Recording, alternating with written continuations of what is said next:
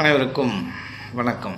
இன்றைக்கி நம்ம எதை பற்றி பார்க்க போகிறோம் அப்படின்னா, இந்த இயற்கை இருக்கு இல்லையா, இந்த இயற்கையும் இந்த மிருகங்களும் மனிதனுக்காக படைக்கப்பட்டதா அல்லது இயல்பாகவே அது படைக்கப்பட்டனவா அப்படின்றத பற்றி பார்க்க போகிறோம். ஒருவர் இந்த இயற்கையை பற்றியும் சரியாக தெரியாத ஒரு நபர் பேசுகிறார். என்ன பேசுகிறார் அப்படின்னு கேட்டிங்கன்னா, இந்த மனிதனுக்காக தான் இந்த மிருகங்கள் படைக்கப்பட்டிருக்கு, இந்த இயற்கைகள் படைக்கப்பட்டிருக்கு அப்படின்ற மாதிரி பேசுகிறார். ஏன்னா அவருக்கு அதை பற்றி தெரியாது. இப்போ நாய் எதுக்காக படைக்கப்பட்டிருக்கு அப்படின்னா, நமக்காக காவல் காப்பதற்காக படைக்கப்பட்டது.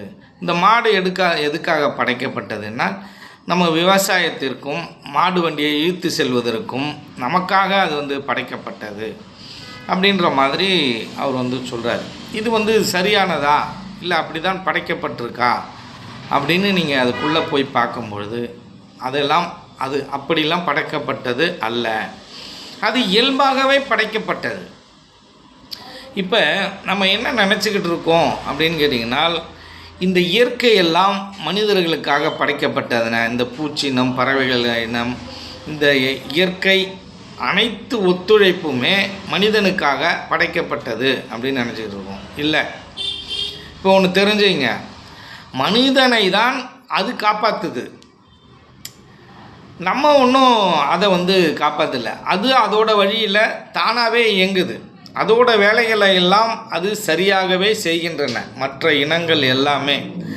ஆனால் இந்த மனித இனம் மட்டும்தான் மனித இனத்தையும் அழித்து கொண்டு, இயற்கையும் அழித்து கொண்டு, மற்ற மிருகங்களையும் அழித்து கொண்டு, மற்ற பறவைகளுக்கும் இடையூறு செய்து, மற்ற பூச்சி இனங்கள், புழு இனங்கள் இவைகளுக்கும் இடையூறு செய்து கொண்டு நாம் வாழ்கிறோம். இன்னும் கேட்க போனால், இந்த உலகத்தில் இருக்கும் மற்ற ஜீவராசிகள் இருக்கு இல்லையா, அதுகளுக்காக தான் நம்ம படைக்கப்பட்டோம் அப்படின்னு சொன்னால் கூட ஓரளவுக்கு ஏற்றுக்கலாம். ஆனால் நமக்காக தான் இதெல்லாம் படைக்கப்பட்டது என்பது சரியானதல்ல. இந்த எம்ஜிஆர் என்ன பண்ணுவார், ஒரு படத்தில் உலகம் பிறந்தது எனக்காக, ஓடும் நதிகள் எனக்காக அப்படின்னு சொல்லிட்டு பாட்டு பாடுவார். அது பாட்டுக்கு வேணால் மிகைப்படுத்தி சொல்வதற்கு, ஒரு அழகுற சொல்வதற்கு ஒரு சொல்லப்பட்டது. ஆனால் உண்மை என்பது அதுவல்ல. இந்த இயற்கை அது இயல்பாகவே ஒழுக்கமாகவும் நேர்த்தியாகவும் இயங்கி கொண்டிருக்கின்றன. அது நேர்த்தியாக இயங்குவதால் தான் இந்த மனிதனால் வாழ முடிகிறது என்பதை